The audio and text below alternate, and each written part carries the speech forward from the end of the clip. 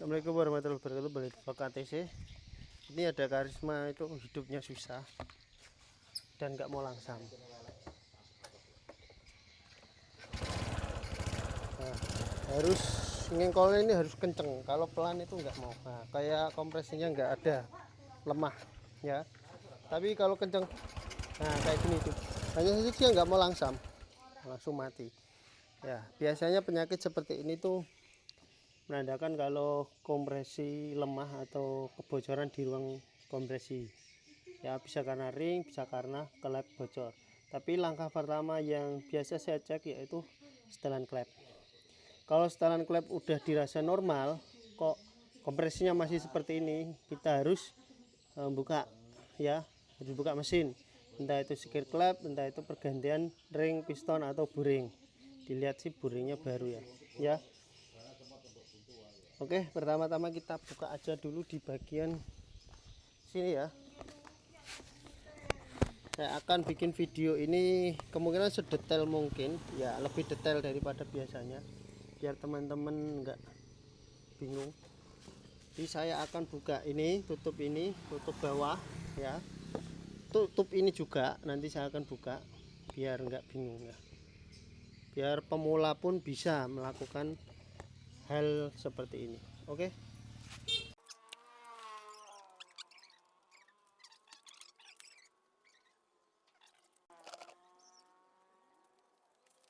Apabila ini atas bawah sudah dibuka, kita buka ini ya.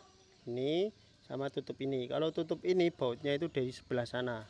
Nanti kita buka. Kita buka dulu ini pakai obeng.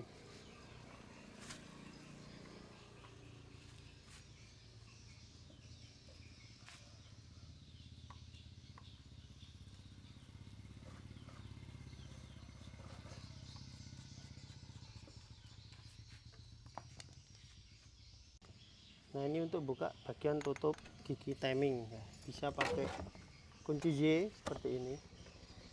Kunci T, kunci 10 ring juga bisa.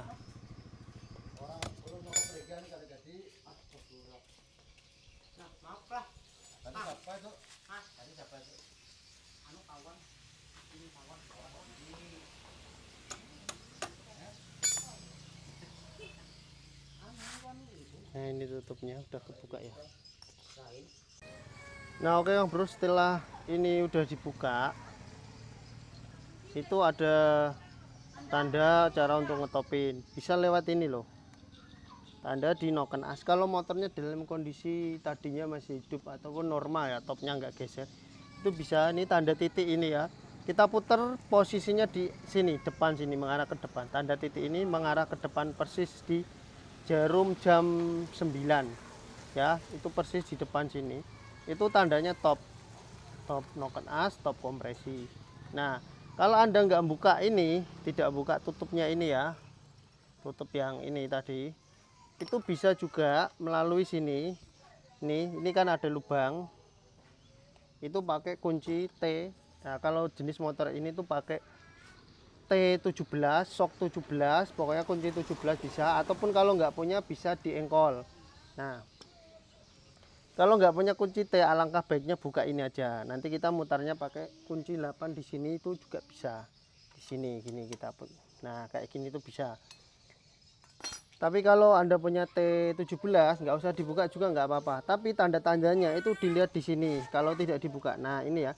Ini kita putar ke depan. Pokoknya kalau magnet di kiri kayak matic ya, di kanan ya kita muternya ke depan. Magnet di kiri ya muternya tetap ke depan. Nah, kalau kita putar ke depan, lihat ya. Nah, itu nanti si temlar ini akan turun terus naik. Itu tandanya kan klep membuka, klep in membuka terus naik untuk menutup. Nah, coba lihat ya. Nah, ini kan turun ya, turun ya kan, turun kemudian naik ya kan, naik. Nah, setelah naik kita cek tanda T di sini. Di lubang ini kita cek tanda T. Nah, kalau di Yamaha H ya tandanya, kita cek sampai ketemu tanda huruf T.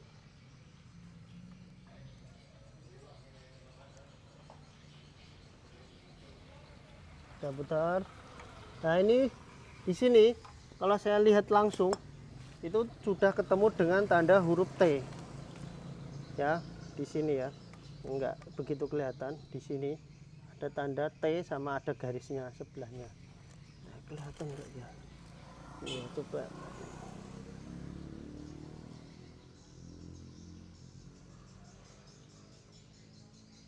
Enggak kelihatan.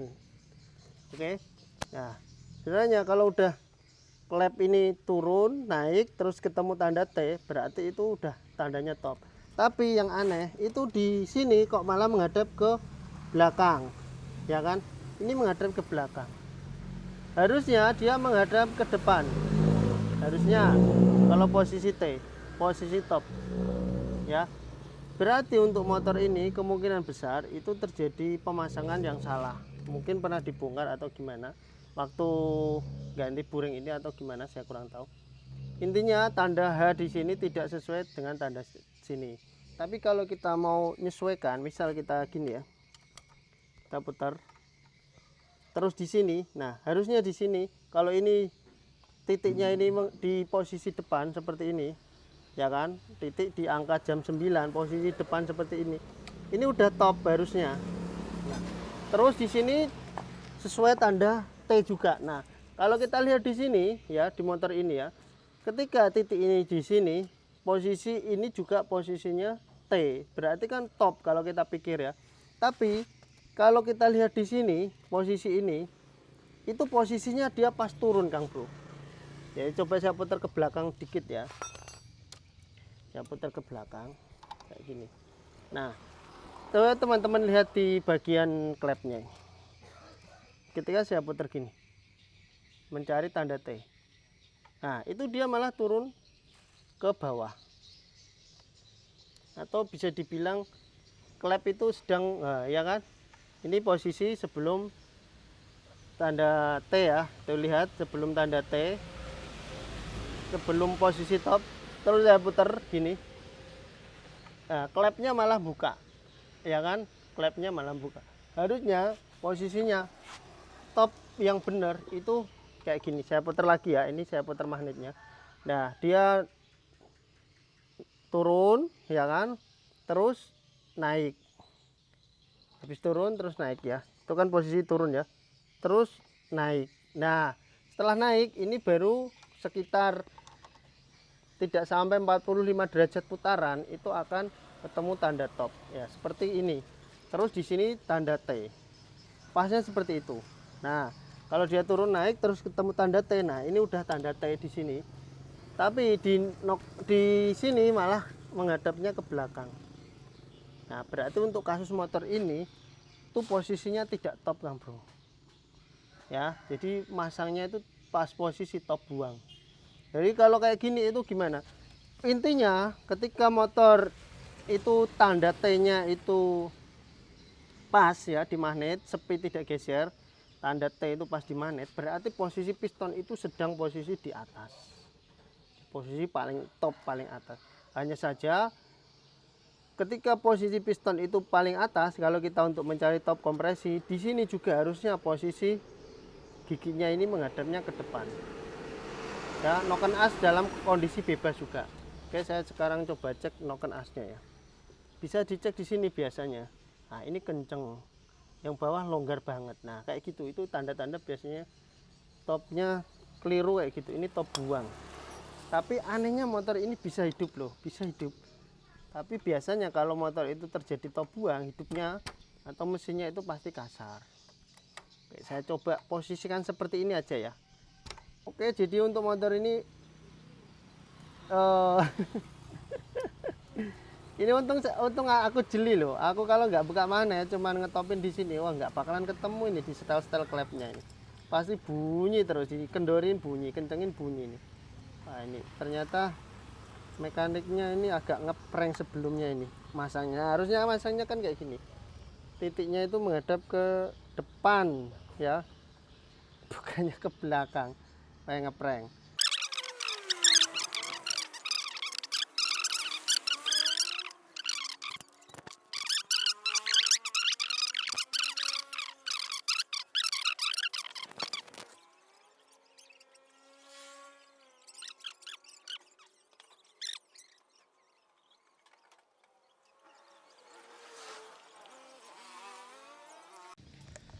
Nah, oke bro, ini udah saya setel di sini. Ini kisaran saya setel di 0,05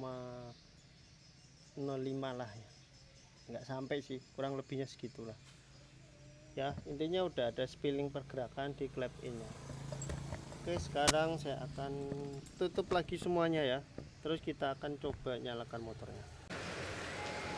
Oke Kang Bro ya, setelah di setel klepnya ternyata kompresinya masih lemes ya. Motor bisa hidup, cuman kompresinya itu masih terasa lemes, jadi nggak mau langsam dan drop.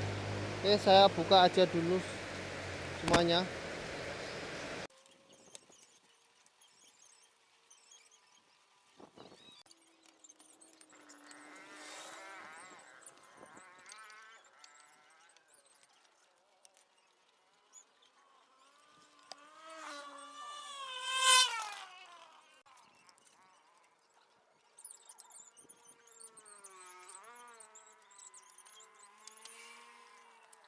Oke Kang Bro, ini sekarang kita coba cek ya. Ini pastikan posisinya top dulu. Ini posisi udah top ya.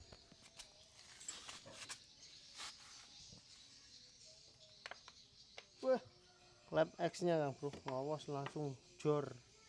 Tapi hebat ya, motor masih bisa nyala. Coba innya ya. Innya aman sepertinya, yang X yang parah. Langsung coba ya X lagi ya. Langsung tak terbendung, ngawos. Oke, kita buka aja ya.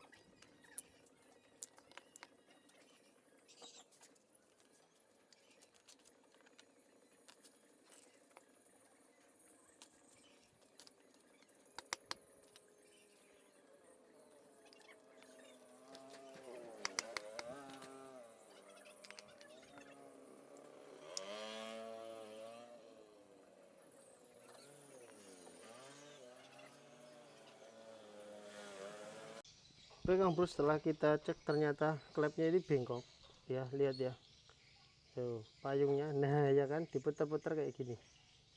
Nah ya kan, payungnya bengkok, lihat miring gini ya. Nah ini biasanya enggak selalu yang kayak gini tuh tabrakan, enggak tabrakan dengan piston, enggak selalu.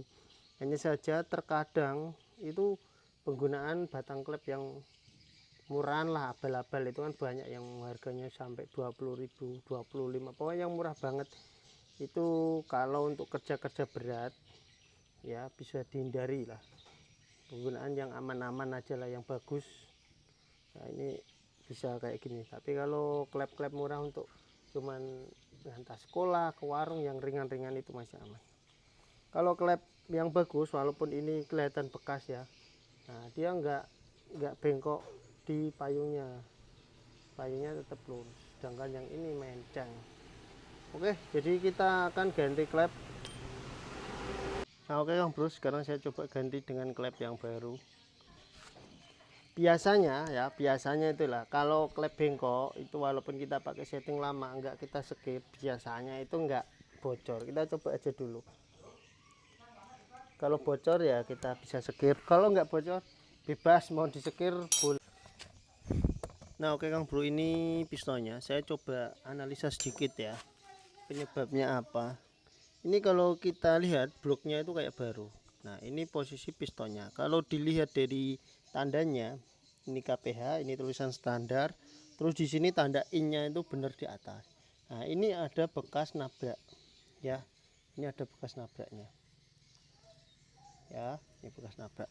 Cuman saya nggak tahu, saya masih bingung masalah tadi loh Kang Bro, masalah top kompresi tadi itu cara pemasangannya itu gimana ya kan, kok titiknya menghadap ke sana atau sepertinya ya ini seperti sepertinya analisa saya itu salah dalam posisi pengetopan. Jadi klep tadi kan terpasang dalam posisi top buang ya, itu menurut saya. Jadi klep itu nabrak di sini, ya. Terus yang kedua ada penyakitnya lagi, masalah yang analisa saya sementara ya. Biasanya kalau klep nabrak untuk seri mesin ini ya, mesin KPH ini itu enggak ada coakannya di sini, kecuali yang Supra 125 injeksi itu memang ada coakan di area sini. Nah, kenapa kok bisa nabrak di sini? Biasanya yang sering terjadi itu masalah di packing terlalu tipis, tapi kalau ini packingnya normal. Terus ada masalah lagi yaitu di stang. Nah, motor-motor yang kayak gini ketika stangnya itu udah kalah, udah mulai gerak mundur, itu biasanya bisa terjadi nabrak. Itu kalau terjadi masalah di stang. Oke, saya coba cek bagian stang aja ya, biar enggak tanggung saat pembongkaran. Nah, oke bro, ini kita lihat. Nah, posisi pistonnya memang masih bagus ya.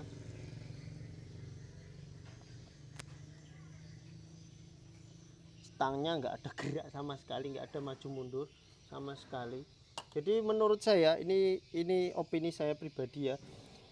Kenapa motor ini kok bisa hilang kompresi ya? Itu terjadi karena ini tadi topnya keliru. Jadi bukan top kompresi ketika dipasang, malah justru top buang. Ini mungkin aja, ini mungkin ya, ini pribadiku, opiniku, mungkin ketika melakukan top kompresi posisi piston ya, posisi piston itu sudah benar di top, hanya pada saat pemasangan gigi timing posisi noken as itu tidak dalam kondisi bebas ya, tidak dalam kondisi top, makanya terjadi tabrakan. Lah kok bisa hidup mas? Bisa ya, ada beberapa tipe motor itu bisa hidup. Saya pernah nyoba dulu, dari waktu saya masih belajar pun pernah dibilangi guru saya, itu posisi top buang itu ada beberapa tipe motor yang bisa hidup walaupun dalam kondisi top buang. Biasanya motor-motor yang lift noken asnya itu sedikit gemuk membulat, bukan meruncing. Tapi kalau yang model meruncing kayak Supra lama itu nggak bisa hidup. Tapi kalau jenis ini bisa. Bahkan memang untuk karakter motor ini pun saya berapa kali dapat kasus yang ini stangnya itu sudah bentuknya kayak perahu gini ya, dan melengkung gini, itu masih bisa hidup. Padahal itu kalau dipikir secara nalar, kalau stang bentuknya melengkung kayak gini otomatis kompresi itu sangat lemah, nyatanya bisa hidup. Dan kasus di motor ini sendiri itu kompresinya kan sangat-sangat lemah ya, bahkan bisa dibilang klepnya tadi kan udah nyata bengkok ya, nyatanya motor ini bisa hidup. Itu mungkin salah satu kelebihan mesin Honda, makanya banyak yang bilang mesin Honda itu bandel ya. Bandelnya mungkin karena ya itu tadi, mesinnya mau suaranya kasar, kemeledak dan lain-lain, motor itu tetap bisa dipaksa hidup. Maksud dari bandel itu mungkin seperti itu ya, maksudnya orang-orang itu di istilahnya kamratnya kemrecek, motor itu masih tetap bisa dipaksa sampai berbulan-bulan ya. Wes, jadi saya akan melakukan pemasangan di sini. Saya akan uji coba karena di sini tadi ya klep innya tadi ya, ini kelihatan bersih ya. Coba saya ganti ini, saya ganti klep X baru merek Indopart ya. Coba saya ganti baru tanpa saya sekir ya, bisa. Ini belum saya pasang ya pernya, bocor apa enggak. Nah ini ya, bensinnya sampai atas, lihat di sini nggak ada terjadi bocor Kang Bro. Apalagi kalau ini kena tekanan per, otomatis kemungkinan nggak akan bocor ya. Jadi terserah Anda kalau mendapatkan kasus seperti ini. Kalau Anda minta cepat, minta buru-buru, yang punya motor minta buru-buru kayak ini kan, ini udah dia bawa tadi udah habis asar, bawa ke sini sekitar asar, sedangkan ini saya baru sempat bongkar jam-jam segini, nanti mau langsung cepet diambil. Kalau kayak gini saya suruh nyekir memang waktu nggak akan bisa. Jadi ini motor nggak disekir pun nggak apa-apa karena nggak terjadi kebocoran klep ya, hanya saja klep bengkok ya. Umumnya klep bengkok kalau settingannya masih bersih itu memang bisa diganti klep aja, tapi kalau settingan sininya kotor ya tetap harus disekir. Guys gitu aja saya akan coba pasang, terus kepasang kembali ke motornya. Mudah-mudahan nggak ada terjadi nabrak lagi.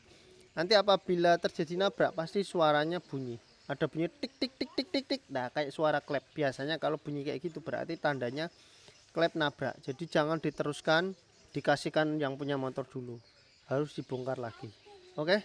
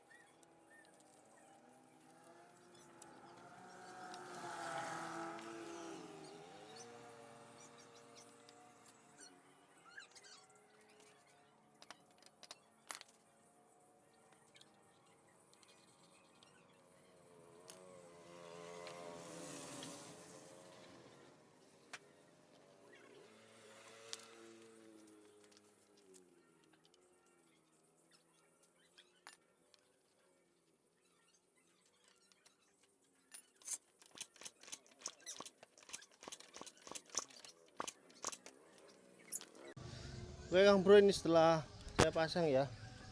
Sorry sampai gelap, sampai malam. Coba di. Nah, starternya mau ya. Nah, langsam normal ya. Gas normal. Oke. Ini knalpotnya ada retakan, bocor. Nah, ini engkolannya kayak gini. Nah, udah.